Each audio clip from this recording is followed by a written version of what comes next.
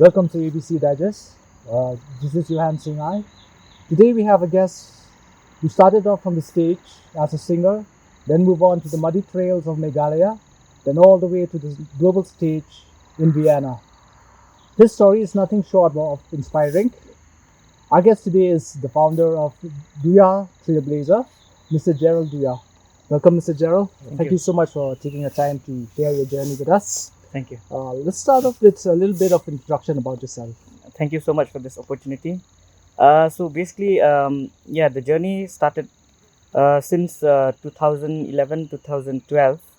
I was interested in, in various fields, various, I had so many hobbies basically. So I used to be in the music scene, I used to be in the photography scene, but then the calling is basically tourism, where I took it professionally. So I founded Duya Trailblazers in the year 2018 on March, and we are an organization that specializes in eco-rural tours, culture and heritage, and adventure tours. So the idea about all of these tours is basically through my tour guiding journey and my travel photography journey. Basically, like I've seen that there are many untapped sources where people could immerse themselves in the culture of Meghalaya and the lifestyle of the people living in the rural villages, and get the true Meghalayan experience that we call. So basically, that's the idea of Duya Trailblazers, to offer immersive experiences to tourists, where we take them to offbeat places, we take them to locations that are less crowded, and through these activities, we try to employ local youths, from local tour guides, from the local homestay owners, and from the food and beverage people who render their services, and we do this, and it gives employment to various other sectors as well in various communities. Okay, thank you. The name Trailblazer. What's the story behind that? How did you come up with the name? The word Trailblazers was given by my mother. There was a confusion stage in the journey. Okay, so I was confused whether I should pursue music as a career, do photography, videography as a career, or focus on tourism. So a little bit about the journey. I used to be in a band. I used to be a drummer. I used to sing, and through these activities that we do, I got to travel to many places in the state as well, to perform in local fêtes, local community gatherings, in weddings, and all of these things.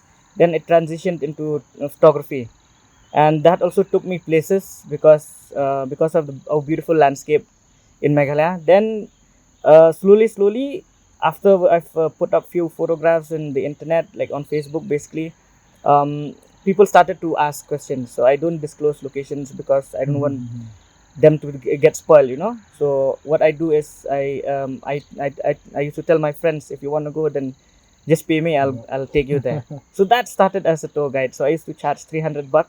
I used to arrange all the the transportation, the meals, and all for them. Then we used to take them to these places.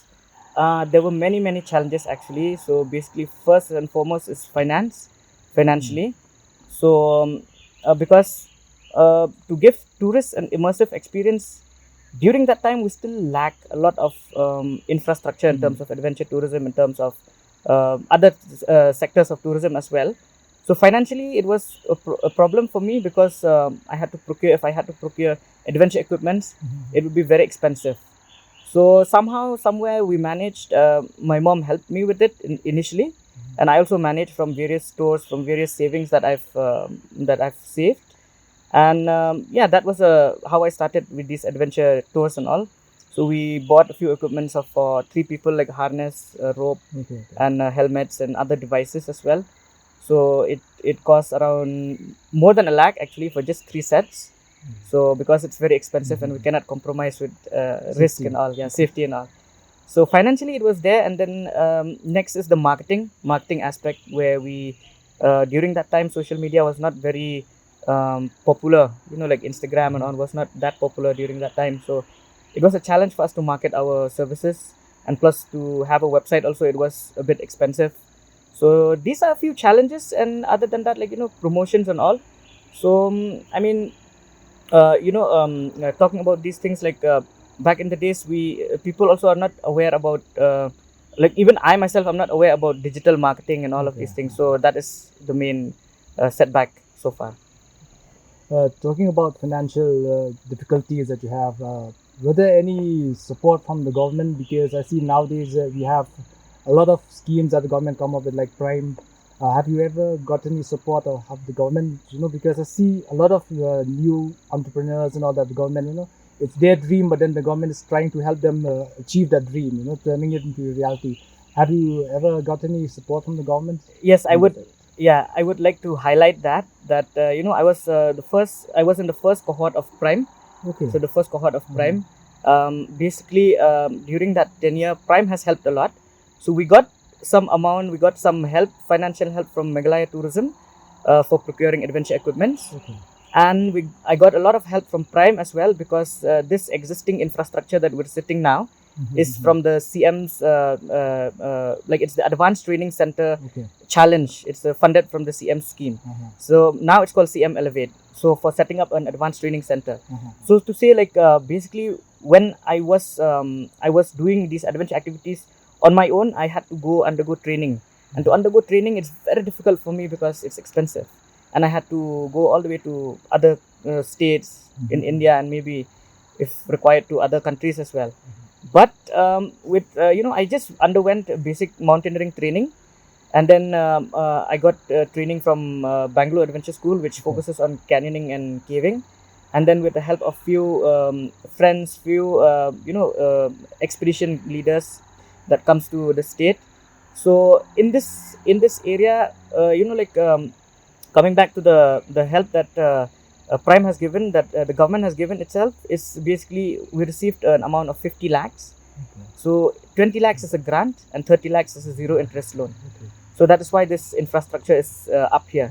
And a bit about this infrastructure that I would like to highlight is also like I used to mention this a lot in various meetings and various gatherings and all, because myself as an entrepreneur here in Meghalaya, if I want to do activities like caving, canyoning, and other water safety activities, if we have to undergo training, the only training that's available is mountaineering.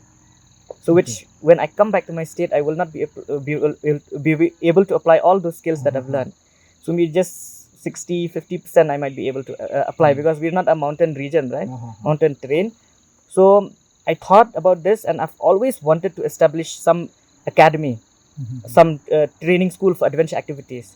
So we pitched this idea to Prime, and then we got an award under the Advanced Training Center for setting up this academy, and we got a wildcard award for tourism category.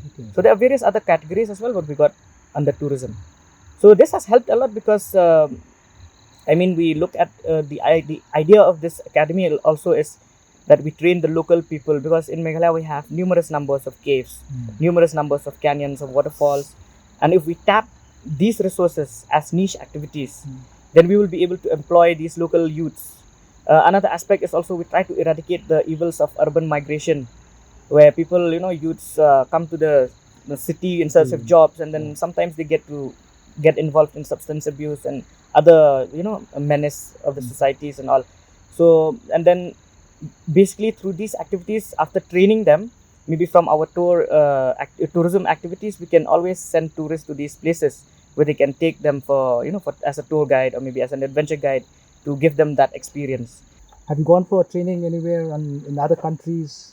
In other countries, no, not yet. But what we're planning is we would run the trainings here in the state first, like whatever training that we will be doing in the field of adventure tourism or anything, then we will study how effective these trainings are, or what are the things that we still lack. But I think so, to answer to your question, we still need a lot of guidance from countries abroad, because they've done adventure tourism, adventure activities at a various at a very professional way. So like I mentioned, safety is still one aspect that we need to look into. So maybe in terms of various aspects of adventure activities that can be done in Meghalaya, I think so there's a requirement to travel abroad for training programs. We have gotten few number of awards actually. So we've got the Outstanding Alumnus Award from Martin Luther, that I recall, and then we've got I've got an award from the Adventure Tour Operators Association of India, and we've got an award from Outlook Responsible Tourism. Two awards from Outlook Responsible Tourism, and If I recall correctly, there's another one from Maruti Suzuki Nurture Hunt idea or something. So, is there any places or any gem that some of the locals also they might not know about, that you still kept it hidden, that you only take it on your tours? Actually, there are many. Actually, there are many because if you look at Meghalaya, we are still an untapped destination. So the only thing is to tap these places and give awareness to people first, because that's the most important thing.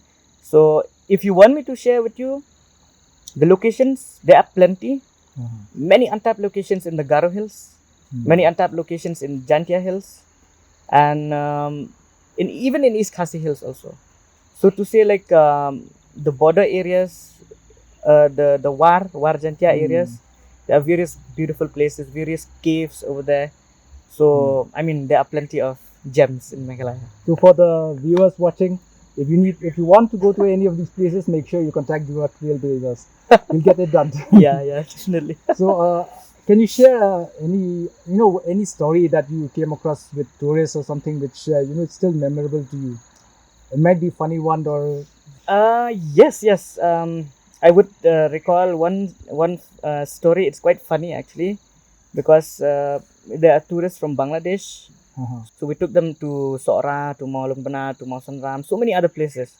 So because they're not used to seeing the fog, Lo'ok, Kendau, Bingang, so they were so amazed that one of them, like, he took one plastic bag and he collected trying the to collect fog. it. Yeah. Okay. So that was one funny moment.